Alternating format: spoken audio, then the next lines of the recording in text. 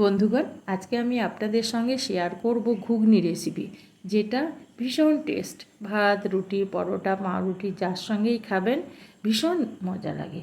আর এই জন্য প্রথমেই আমি 250 গ্রাম মটরকে 6 থেকে 7 ঘন্টা জলের মধ্যে ভিজিয়ে রেখেছিলাম। তারপর জল থেকে উঠিয়ে বাটির মধ্যে নিয়ে একটু জল দিয়ে রেখেছি। এবার এগুলোকে একটা প্রেসার কুকারের মধ্যে উঠিয়ে নেব।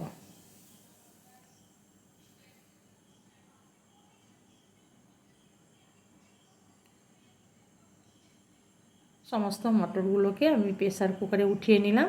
এবার এখানে দিয়ে দেব একটা বড় সাইজের আলুকে আমি 2 টুকরো করে নিয়েছি, সেটাকে দিয়ে দিলাম। এবার জল দিয়ে দেব।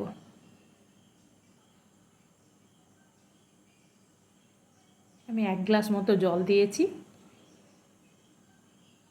এবার এখানে আর হলুদ বা লবণ বা খাবার সোডা কোনো কিছুই ব্যবহার করব না।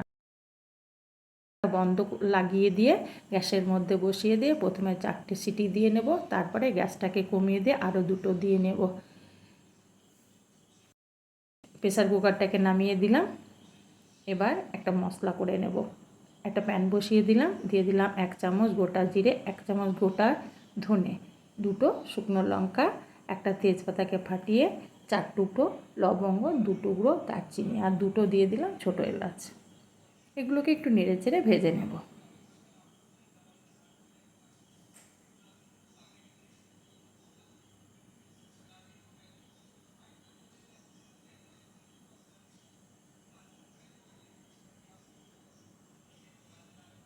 পুড়িয়ে ফেললে হবে না, এগুলো আমার ভাজা হয়ে গেছে। এবার গ্যাসটাকে বন্ধ করে দিয়ে এটাকে নামিয়ে নিয়ে পুরোপুরিভাবে ঠান্ডা করে নেব। প্রেসার কুকারের গ্যাসটা বেরিয়ে গেছে, চেক করে নেব। দেখুন বন্ধুরা, কত সুন্দর মটরটা আমার সেদ্ধ হয়েছে। এবার যে আলু দুটোকে আমি সেদ্ধ করতে দিয়েছিলাম, সে আলুর টুকরো দুটোকে উঠিয়ে নেব।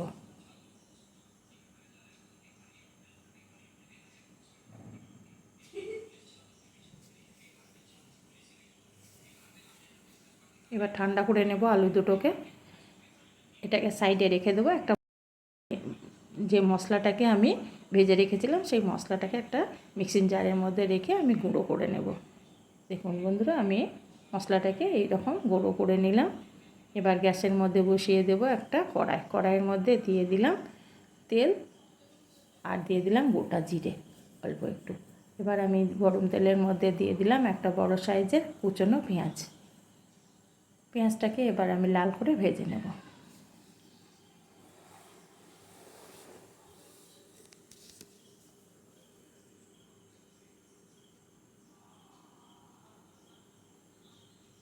পেঁয়াজটা একটু লাল হলে এখানে আমি দিয়ে দিলাম 1 চামচ আদা রসুন বাটা। আদা রসুনটাকে কষিয়ে নেব পেঁয়াজের সঙ্গে। কিছুক্ষণ কষিয়ে নেওয়ার পর দিয়ে দেব একটা টমেটোকে আমি পেস্ট বানিয়ে রেখেছিলাম, সে টমেটোকে দিয়ে দিলাম। টমেটোর পেস্টটা দেওয়ার পর আমি জারটাকে ধুয়ে একটু জল দিয়ে দিলাম। আদা, পেঁয়াজ আর টমেটোকে কিছুক্ষণ আমি কষিয়ে নেব। এবার আমি এখানে দিয়ে দেব পরিমাণ মতো হলুদের গুঁড়ো, কারণ হলুদের গুঁড়োটা আমি আগে ব্যবহার করিনি।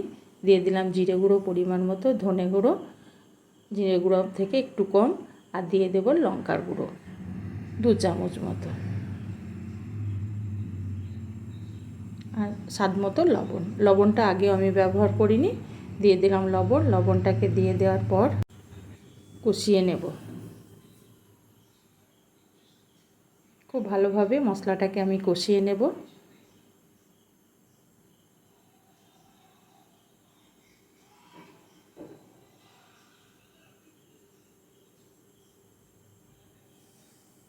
মশলাটা আমার খুব ভালোভাবে কষানো হয়ে গেছে। এবার দিয়ে দেব সেদ্ধ মটরটা। প্রেসার কুকারটাকে একটু জল দিয়ে ধুয়ে নেব, দিয়ে জলটাও এখানে আমি দিয়ে দেব। জলটাকে মটরের সঙ্গে এবার নেড়ে চেড়ে মিশিয়ে নেব। পুরো জলটা আমার মিশে গেছে। এবার যে আলুটা আমি সেদ্ধ করে নিয়েছিলাম, সেই আলুটাকে আমি ম্যাশ করে দিয়ে দিলাম এই মটরের সঙ্গে।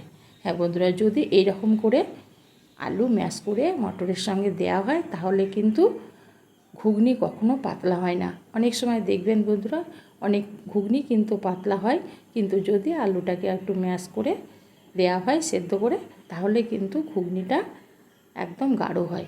নেড়ে চেড়ে নেওয়ার পর আবারও একটু জল দিয়েছিলাম। জলটা দেওয়ার পর ঘুগনিটা ফুটে উঠলে যে মশলাটাকে আমি গুঁড়ো করে রেখেছিলাম সেখান থেকে 2 চামচ আমি দিয়ে দিলাম। এবার মশলাটাকে আমি ভালো করে ঘুগনির সঙ্গে মিশিয়ে নেব।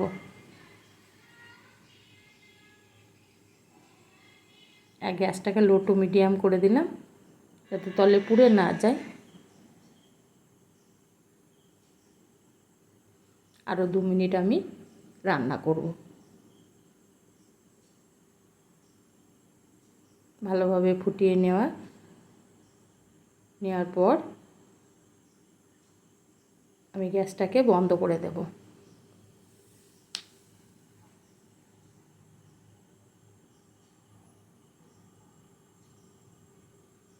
এবার এটাকে ঢাকা দিয়ে মিনিট 5 রেখে দেব।